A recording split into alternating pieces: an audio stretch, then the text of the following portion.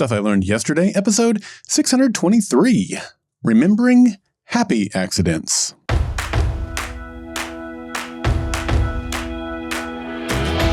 Welcome to Stuff I Learned Yesterday. My name is Daryl Darnell. I have a severed nerve in my left hand, and I believe that if you aren't learning, you aren't living. The summer that I was 15 was also spent mostly at my grandparents' house. I found a job bagging groceries at a nearby IGA grocery store, and my grandparents also kept me busy with yard work. My grandparents lived on a corner lot that also had a large storm water drain that ran behind the house. Because that area of their property was designed to funnel water, it was easy for it to become overgrown with weeds and brush and small trees. At the beginning of the summer, my grandpa told me that by the end of the summer, he wanted me to have all the unwanted vegetation cleared out. This area of the yard had been cleared out before, and the stump of a large bush was evidence of what had once been cleared away. Grandpa asked me to get rid of the stump as part of my cleanup job. Well, one day while working on the stump, I was using my hands to scoop away dirt so I could get a better look at the roots. What I soon realized was a piece of aluminum was also buried in the soil, and as I scooped away the dirt, the metal sliced the middle finger on my left hand.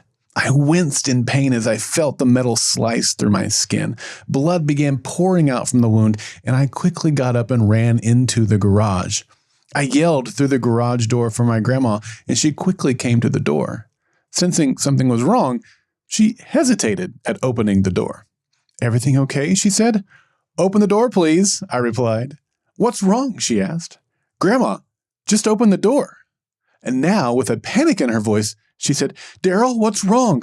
And with much frustration, I sternly replied, "Grandma, I've cut my hand. Please open the door." At that point, she opened the door and she saw a very bloody mess. "Jesus, Jesus, Jesus," she said.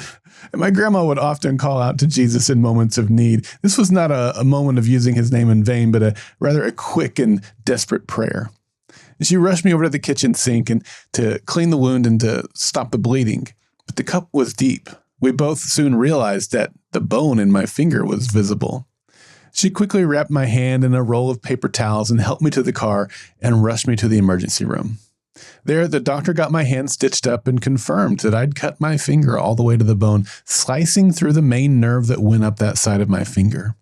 He told me that it was unclear if I would ever fully heal and that I may have permanent nerve damage. And sure enough, to this day, that side of my finger feels like it's asleep. And if I hit the scar just right, it feels like a powerful and painful electric shock is going through my hand. That, I assure you, was not a happy accident. Doing yard work at my grandparents' house was not uncommon. As soon as my brother and I were big enough to push a mower, we'd been mowing their grass. Because they were on a corner lot, they had a fairly big yard in the front and the back. As we got older, Grandpa showed us how to use the electric head trimmer, and he'd have us do that task as well. At home, we lived out in the country, and we used a riding lawnmower to take care of the acre and a half of land that we kept mowed. But at our grandparents' house, a push mower would do the job. In those earliest summers, Grandpa had a no-frills basic push mower. But one day we showed up, and he had a new mower that he was excited about. It was a Toro brand motor, and it had a self-propelled drive system. And this meant that while we'd still be pushing the mower would also use power from the engine to propel itself, making our job easier. I'll never forget the big smile on his face as he showed it to us. My brother Nathan went first and mowed his half of the lawn. Once he was done, it was my turn. I took off from the porch and made my way along the sidewalk that led from their porch to the street. And there I took a left turn and headed toward the corner of the street. I rounded the corner and aimed the mower toward the driveway and then turned the mower back up toward the house and then pushed it from the incline along the driveway. Once there, I turned to flank the house and the hedges that we'd be trimming soon. My next turn was at the front corner of the house that would bring me back to the front porch. But as I prepared to make the turn, I heard a loud crunch, and the mower suddenly stopped. I knew immediately what had happened. I'd ran over a small stump. Now, this was not the same stump that would slice my finger a few short summers later. This stump was the remnant of a bush that my grandpa had cleared out a few years earlier. I knew this stump very well. I'd carefully navigated around it 100 times while walking or playing football in their yard. I'd probably mowed around it dozens of times. But for reasons I'm still not clear about, on that day, I plowed right into it. Well, Grandpa heard the sound and came out to see what happened. He freed the mower from the stump and examined it. Minutes later, he told me that I'd broken the mower and that I'd have to finish the job using the old mower. And so I did. Well, weeks later, it was time to mow the grass again, and I reached for the Toro. To my surprise, Grandpa told me that it was broken. I told him that I thought he'd fixed it. He told me that I had seized up the motor when I ran over the stump, and there was no way for it to be fixed. Like the Titanic, I'd sunk his new mower before it even had finished her maiden voyage. Here's what I learned. A few weeks ago, I told you about Mark and Donna, a young couple that lived down the road from us who owned a couple of St. Bernards. And we'd often play basketball with Mark out in his driveway. One day while playing basketball, my brother took a shot that bounced off the rim and hit the rain gutter on Mark's house, breaking it. Mark didn't get mad at all. My brother felt bad, but Mark told him not to worry about it because it was an accident. But a few months later, my brother tried to dunk the ball, and it bounced off the rim, again striking the gutter and breaking it. And this time, Mark got up and let my brother have it. Nathan reminded Mark that he'd broken the gutter before, and Mark didn't get mad. Mark told Nathan that the difference was the intent. When Nate broke the gutter the first time, it was just a simple accident as part of playing the game. However, when he'd broken the gutter the second time, that was not the case. Mark had a rule that we were not allowed to dunk on his goal so that nothing got broken. Nathan violated that rule, and therefore his disrespect of the rules is what caused the gutter to break. Thinking back about the mower, I see a similar reaction in my grandpa. I think I was mostly surprised at the fate of the mower because Grandpa hadn't yelled at me when I broke it. Because he didn't yell at me, I thought it was something that could be fixed.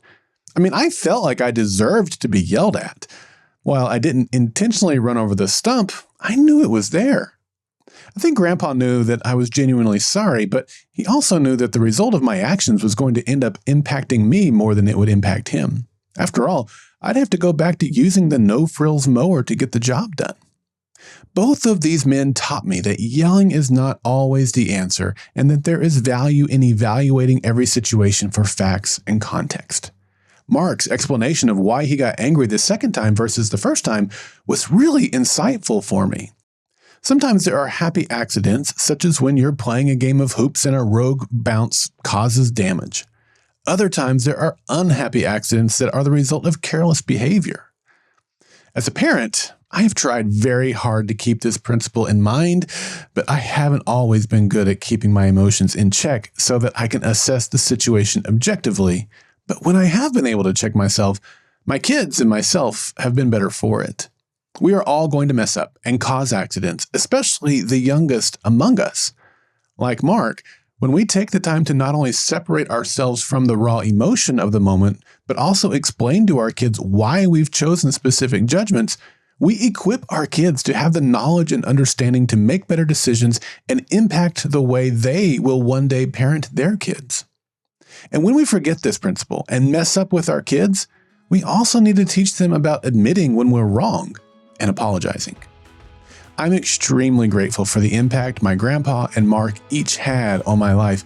I'm a better parent because of them, and I'm hopeful that my kids will be even better parents than I am. After all, isn't that our goal as parents, to help them be better humans than we are? I'm Daryl Darnell, and this has been Stuff I Learned Yesterday. Well, I want you to be a part of the next Monday mailbag, which is coming up in 3 weeks at the end of this month on December 30th. Monday Mailbag is your opportunity to share what you've learned so that other listeners and I can learn from you. It can be a short message or it can be several minutes long. The thing that matters is that it's something that will benefit others. You can also send in questions or responses to my SILY episodes, and I'll respond to them via Monday Mailbag episodes. You can participate in Monday Mailbag by visiting the Golden Spiral Media listener feedback page, which is goldenspiralmedia.com/feedback, or shoot me an email at feedback@goldenspiralmedia.com.